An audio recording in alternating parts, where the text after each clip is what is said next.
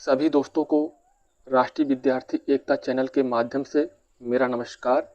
आज हम अखिलेश यादव को आशीर्वाद देने वाले क्रोधी बाबा का मंदिर दिखाना चाहेंगे और मंदिर पर जाने वाले मार्ग को दिखाना चाहेंगे। बगल के स्क्रीन पर आप लोग देख सकते हैं स्वामी उमानाथ महाराज जी का मंदिर पर जाने वाला मार्ग कितना घनघोर जंगलों से होकर गुजरना पड़ता है उनके मंदिर तक जाने के लिए।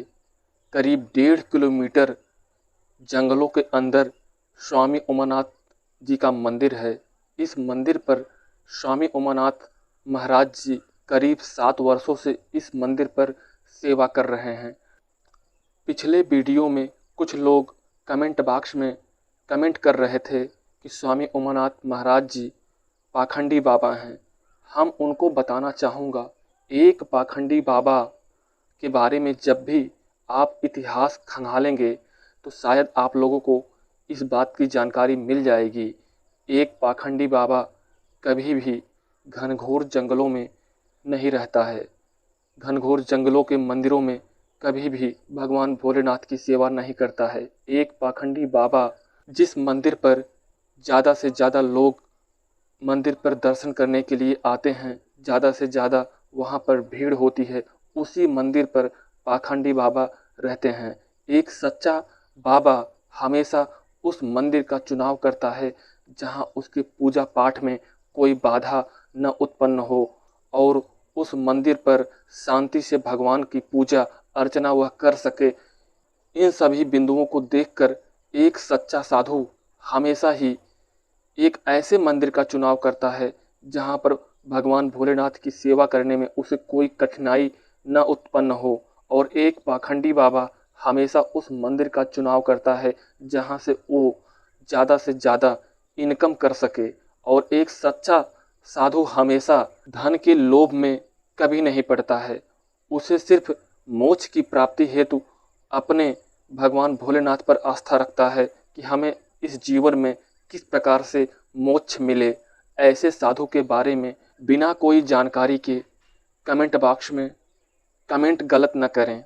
एक बार इस मंदिर पर आकर के आप लोग इस साधु से आशीर्वाद अगर लेंगे तो शायद आपको इन साधु के बारे में जानकारी मिल सकेगी। महात्मा उमानाथ महाराज जी अभी सिर्फ अखिलेश को आशीर्वाद देने का वचन दिया है। मैंने उनसे आग्रह किया था, इस पर उन्होंने कहा था कि अगर अखिलेश यादव इस मंदिर पर आएंगे तो निश्चित रूप से 2024 में उनकी विजय होगी।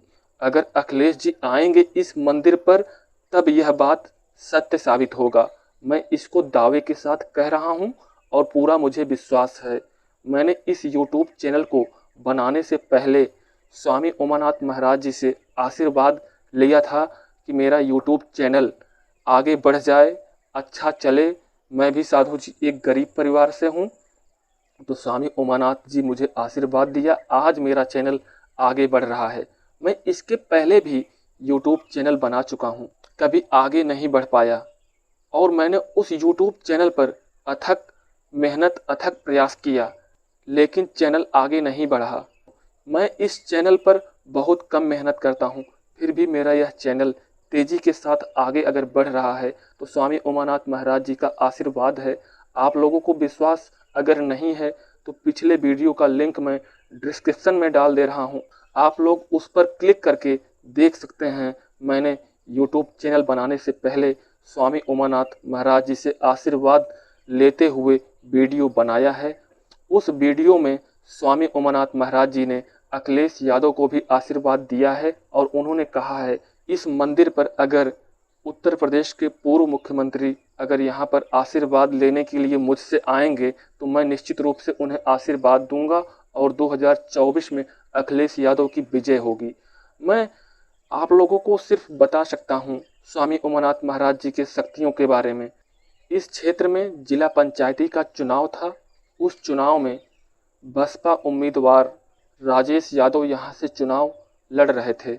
मैंने स्वामी उमानाथ महाराज जी से आग्रह किया कि राजेश यादव को आप आशीर्वाद दे दीजिए, राजेश यादव इस चुनाव में जीत नहीं पाएंगे। उन्हें इस चुनाव में मैंने कई सामाजिक जगहों पर जा कर के जांचने का काम किया है।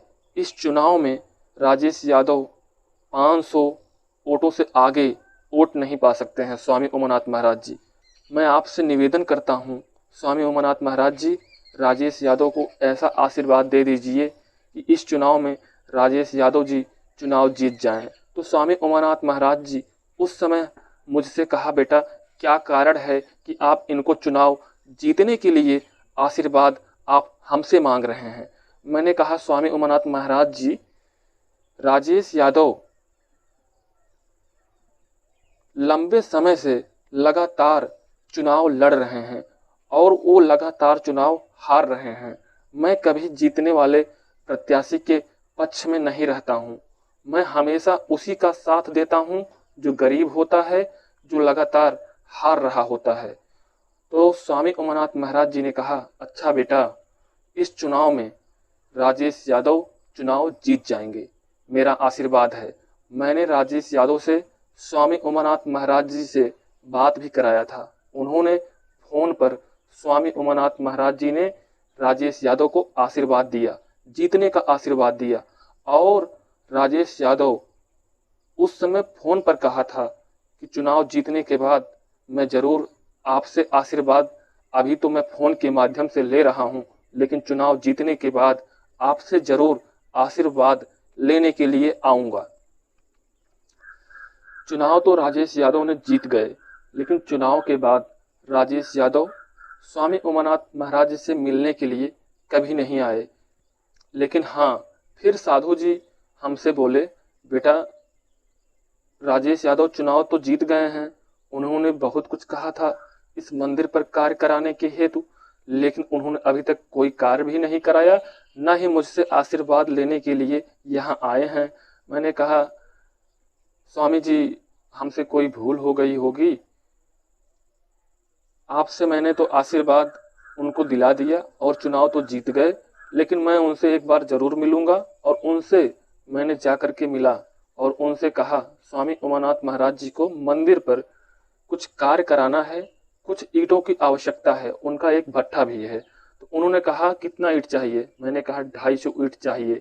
और उस समय स्वामी उमानाथ महाराज जी मेरे साथ भी थे और राजेश यादव से उस समय मिले। तो राजेश यादव ने कहा, ठीक है, मैं 250 ईंट आपके मंदिर पर भिजवा दूंगा। और वो ईंट आज तक मंदिर पर नहीं आया। तो स्वामी उमानाथ महाराज जी जिसको आशीर्वाद देते हैं तो उनसे बहुत कुछ आशा भी नहीं लगाते हैं।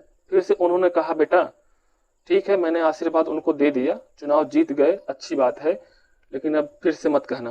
तो स्वामी उमानाथ महाराज जी जिसको चाहते हैं, दिल से चाहते हैं, आशीर्वाद तो देते हैं, लेकिन हाँ, इनका चाहे श्राप हो चाहे आशीर्वाद हो, कभी निष्फल नहीं जाता है।